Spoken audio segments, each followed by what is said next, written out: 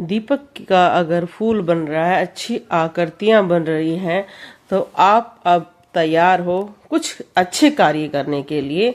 ये तरीका मैं सिखाती हूँ, आप ध्यान से सुने। कुछ व्यक्ति ये कहते हैं जी हमारे पास शक्ति है तो क्या हम झाड़ा लगा सकते हैं, तो मैं आपको झाड़े से भी अच्छा तरीका बताना चाहती हूँ। क्योंकि अगर आप झाड़ा लगाना चाहते हैं तो पहले आपको सुरक्षा मंत्र सिद्ध करना होगा, घेरा बनाना होगा। तो कई व्यक्ति ये चीजें अभी नहीं जानते हैं, ये भी मैं आपको जरूर सिखाऊंगी।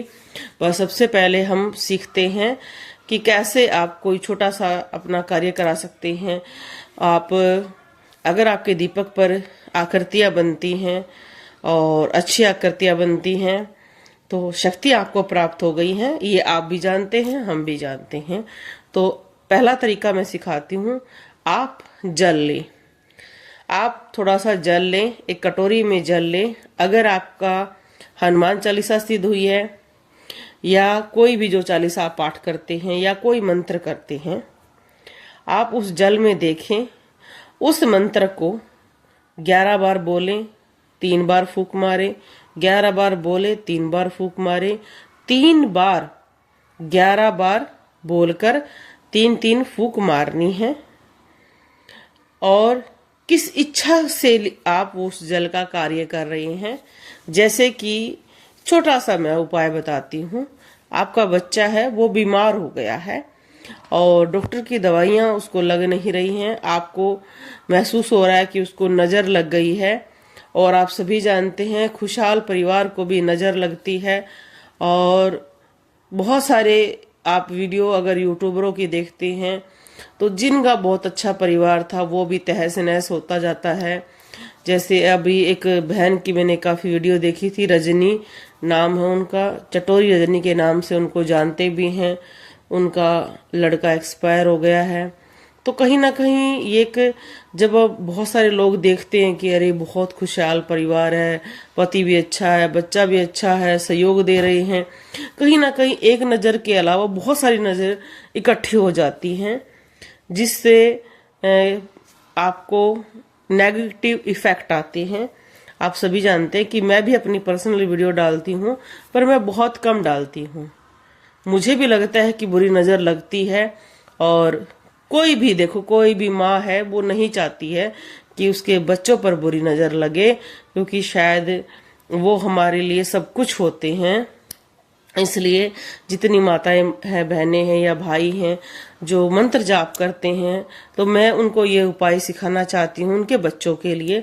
तो जैसे अगर किसी के बच्चे का नाम प्रदीप है, प्रदीप नाम ले, उसके पिताजी का नाम ले, चाहे आप स्वयं उसके पिताजी हों, और कहें कि जिसका भी आप मंत्र जाप करते हैं, जैसे मैं हनुमान जी का कहूँगी कि हनुमान जी मेरा बेटा प्रदीप है और उसको कई दिन से बहुत बुखार है, और उसके लिए मैं ये जल अभिमंत्रित कर रही हूँ। जल को लें, कटोरी में जल लिया, और अगर आप हनुमान चालीसा करते हैं तो हनुमान चालीसा पढ़ें और उसमें देखें और फूंक मारे।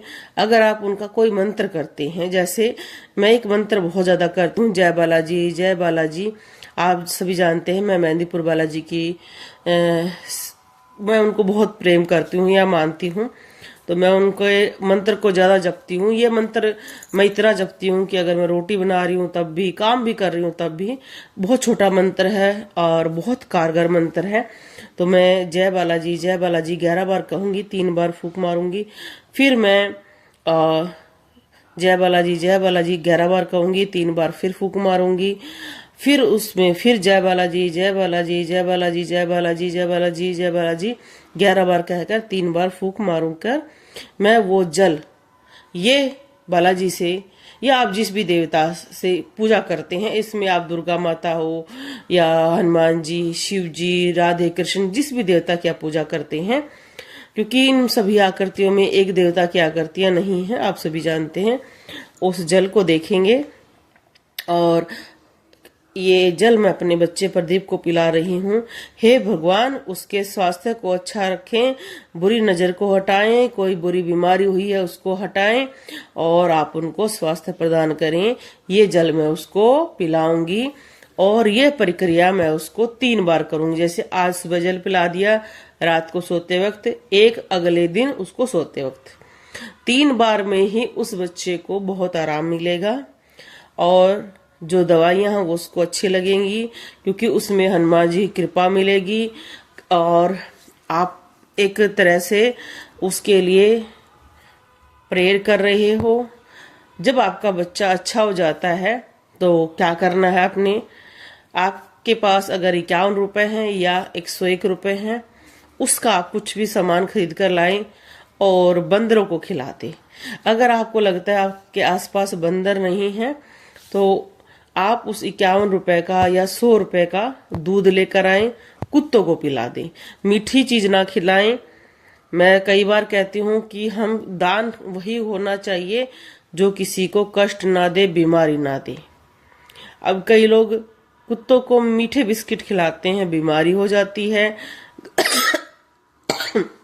गायों को पूरी ना खिलाएं, हलवा ना खिलाएं। आपने अच्छे कर्म के लिए खिलाना है तो वो करें। ये उपाय बहुत सटीक है। दूसरा एक और उपाय है, बहुत सरल है। हमें क्या करना है, किसी भी व्यक्ति का अगर आप ये उपाय अपने ही परिवार पर कर रही हैं तो बहुत सरल होता है। जैसे आप देख रहे हैं दीपक पर आकृति बनती है, वो आकृति आपने इकट्ठी करके गाय का घी उसमें मिला देना है।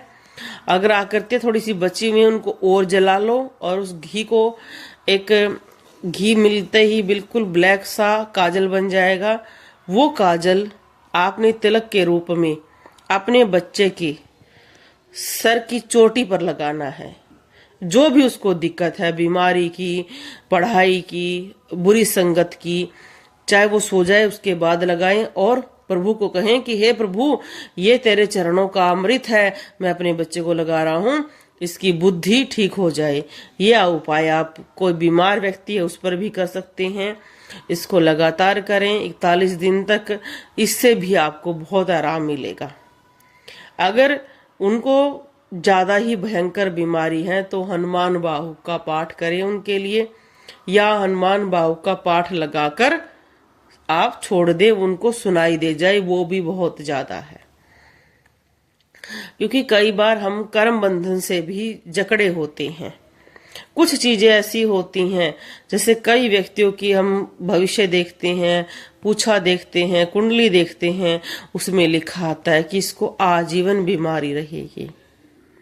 वो व्यक्ति ठीक नहीं हो पाते हैं। जिनको पर छोटा मोटा दोष होता है वो ठीक हो सकते हैं, उनके लिए ये आप कार्य कर सकते हैं। और आप देखोगे कि आपको अलग अलग तरीके भी समझ में आने शुरू हो जाएंगे।